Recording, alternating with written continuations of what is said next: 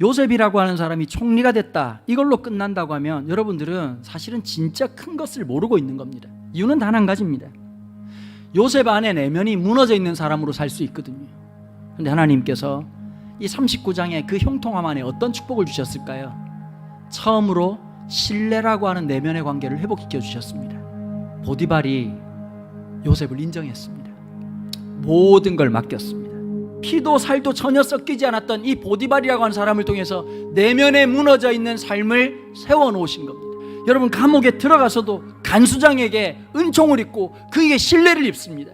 그럼에도 불구하고 잊혀지지 않는 것이 하나 있었겠죠. 형들의 그 눈빛.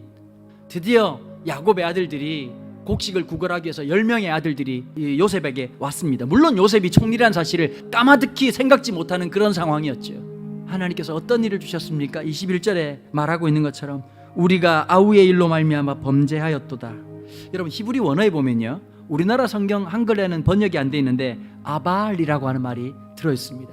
우리가 아우의 일 때문에 분명히 그 일 때문에 범죄하게 되었고 이런 결과가 있었다. 한 번도 인식하지 못했던 죄에 대한 자기인식이 10명의 아들들에게 나타난 겁니다.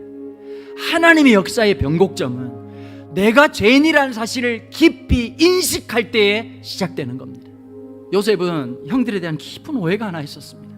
하나같이 날 죽이려고 했구나. 그런데 여러분, 형들과의 이 대화 속에서 놀라운 사실 하나를 발견합니다. 루벤이 그들에게 대답하여 이르되 내가 너에게 그 아이에 대하여 죄를 짓지 말라고 하지 아니하였더냐. 몰랐거든요. 형들은 다 똑같다고 생각했는데 첫째 형 루벤은 이를 말리려고 했구나. 마음속에 참 놀라운 작은 변화 하나가 시작됩니다. 적어도 루벤 형은 나를 이런 지경에 이르도록 하지 않으려고 막으려고 했다는 사건을, 이 마음의 심적인 변화가 서서히 시작되고 있습니다.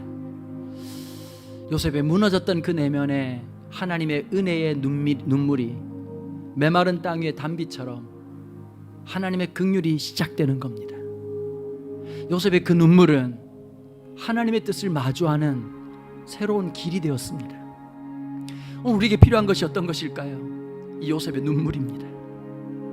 아버지 집에서는 일어나지 않았던 그 회복이 포로처럼 잡혀있는 이집트의 왕궁에서 일어났다는 사실, 가장 갈등의 중심이었던 요셉의 눈앞에서 그들은 관계의 회복이 드디어 일어납니다. 형들은 나를 팔았으나 하나님은 나를 먼저 보내셨습니다.